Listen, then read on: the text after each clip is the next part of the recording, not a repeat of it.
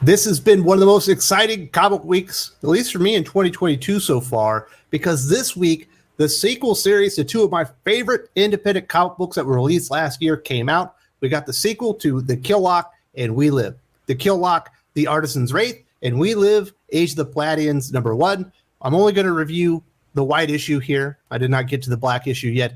I came away from these two comics that I was very much looking forward to with two very distinct feelings. One of them is executed at extremely high level and really, while changing directions, sticks essentially with what worked in the first place. Great art and great character relationships. And the other one goes in a completely new direction, but it abandons what works in the first place. You still have great art, but you don't have these relationships between the characters, so they're almost betting that you're going to be so bought into the overall premise of what's going on that you're not going to mind that you don't get these characters that you want to see win and want to see live or whatnot. So with that, I do highly, highly, highly recommend The Killlock, The Artisan's Wraith.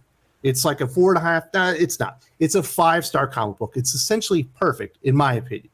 Whereas if I go over to We Live, The Artisan's Wraith, I don't really like it so much. There's a lot missing there. I think they've let the story or the setting or the premise of the story overtake what drew me into the story to begin with and why I love the original comic book. We're going to start with Killlock, The Artisan's Wraith IDW Comics, written and illustrated by Livio Ramondelli. Livio Ramondelli has a long history of illustrating robots, specifically with Transformers. This is his newly created world that he's really breathing life into. And the illustrations, once again, are just phenomenal. This is damn near perfect art. The mood, the tone, the setting, everything looks so well. We have these two new robots that we meet.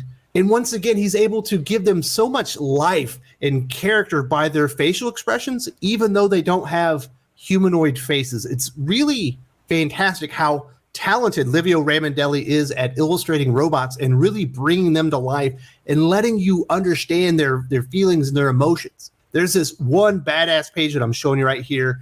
This robot is going to execute kind of the main character, and he goes to shoot her in the helmet, and he gets his head blasted off. I love that. That was like the money shot in here. I was like, that is one of the most badass 2-panel sequences I've seen in comics in a long time.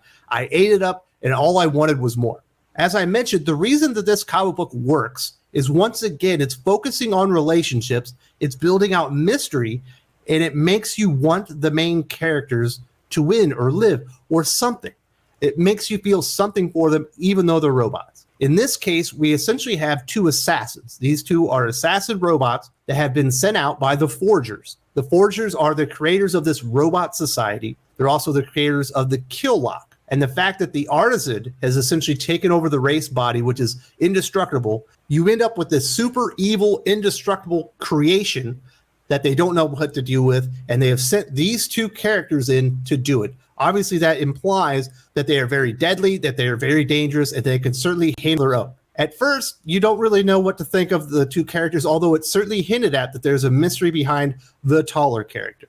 When they introduce their motivation for going out and going after the Artisan Wraith, I think it's done very well. It's brief, but it takes you back to where you were, explains and ties up that story, and puts them forward onto their mission. And this is used multiple times where this assassin robot essentially has, I would call it a diary, they call it a log. And we're getting information that's really pushing the story forward. Very well done by Livio Ramondelli. He doesn't overuse it to where it becomes unbearable, but he uses it enough to where you get very good, concise information that is important to the story while the characters are still in motion and still in action.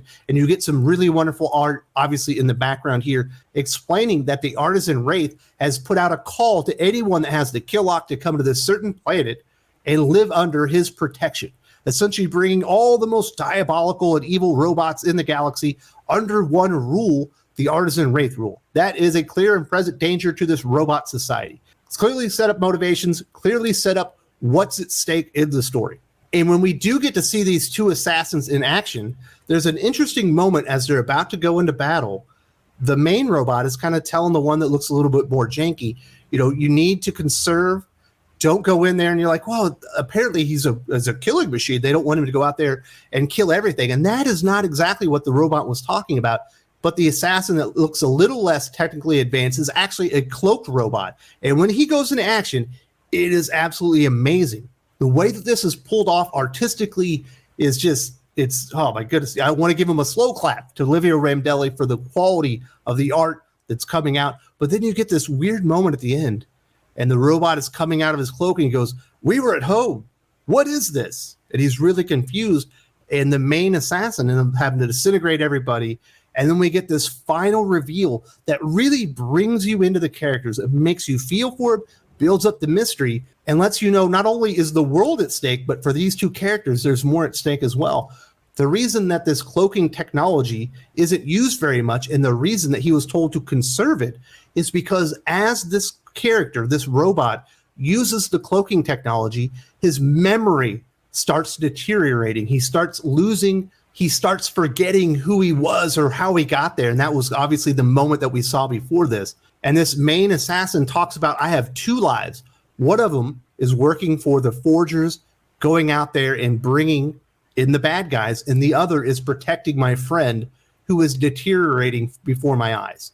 And I have to protect him. And I have to go out there for the forgers and do some bad stuff. And it also explains that this character was also under the kill lock and escaped it. How that happened, we're not really sure, but this character is clearly indebted to the forgers. They have something over the character, and they feel like they have no other choice than to go do this. It feels like we're going to get the indestructible force versus the unstoppable object. You know what I mean? When these two collide, it's going to be breathtaking, and I can't wait for it. I cannot wait to see what they do and what the conflict and the interactions between this main character, which is very, very intriguing, really brought me right in, and the Artisan Wraith itself, obviously, which is an amalgamation of the Artisan and the War Wraith that we had in the last story. Bravo, Livio Ramondelli. Like I said, this is a 5-star comic book.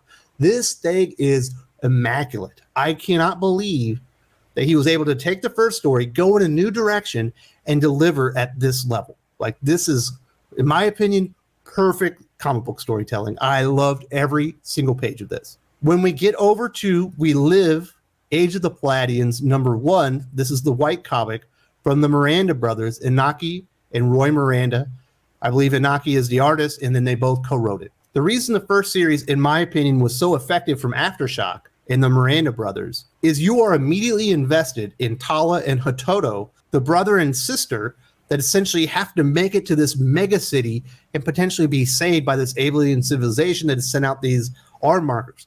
We end up finding out at the end it's a little bit different, and Hototo himself, who has seen the world through this weird lens when he's looking at things that are dangerous, they might look like clowns and stuff like that, and saving his innocence while his sister is trying to protect him, he ends up becoming this superhero at the end. And I loved it. I was like, this is what I said I wanted in the first issue, but knew I would never get. So we get into the sequel series here, which is similar to what we got with the Kill Off. We don't see the original characters really at all, except for maybe 2 pages. The 2 main characters that we see are these 2 bureaucrats in Megalopolis #9. Apparently things are not very good in M9, I guess as they're calling it on these signs. People are starving. There are shields around the city that are keeping the dangerous creatures out, but they're failing on a daily basis. And they're sending teams out to go and kind of reconstruct them and try to save the city. And these 2 characters are at odds. So there is conflict between the 2. One of them thinks that they should stay there and save the city. And the other one thinks that they need to abandon ship. And I do believe that the Miranda brothers with We Live are trying to tell like an ecological story that we need to preserve our environment or something of that nature, which is perfectly fine. I love The Hobbit. I love Lord of the Rings. And those elements are certainly in those stories. And it turns out that they have to send out this group of men, and there's apparently a volunteer that they have to use his retina to get into a certain area. The art does look phenomenal, but it's no longer outside the city where you have these beautiful, it's very dangerous landscapes that the Miranda brothers had created. And to be quite frank, I don't even really know what they were trying to do other than fix the shield. And the story itself and the stakes just all fall flat because they forgot to highlight the characters that you should be rooting for and loving to get to the end. And we do get to see Hala and Hototo for like 2 pages. And Hototo's he's just super duper sad. He's depressed because everything's going so bad. And apparently the Platians, the heroes that received that alien technology, and some of them became these superheroes, they can't go out and protect everybody. They have to be around some beam. Apparently that is one of the weaknesses of being one of the Palladions. And he's just super sad. He's sitting against this tree, and his sister's trying to lift his spirits and apparently he's lost a lot, and they skip like 5 chapters of the story to get us to this part. How about we give him a victory or two before we have this ultimate defeat, and then this moment probably feels really impactful, because the last time I saw him, he had just gone through hell, had been selected to be one of the saviors of the world, and was a superhero. And also we just jumped to this point. Unless you were already invested really in the setting of Megalopolis Night and this world that is in chaos because they didn't take care of their environment, and you thought that was the most important, interesting thing of We Live the first series, you probably like this.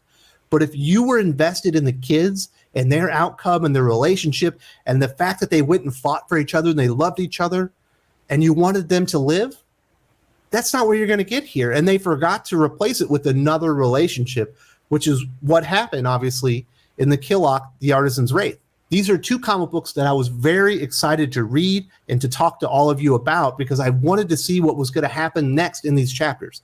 I personally thought We Live, it felt like it was almost foolproof how you could do a sequel to that one. Whereas the Killock, I was like, I don't really know how you're going to do this, but I'm willing to check it out because I love the first series.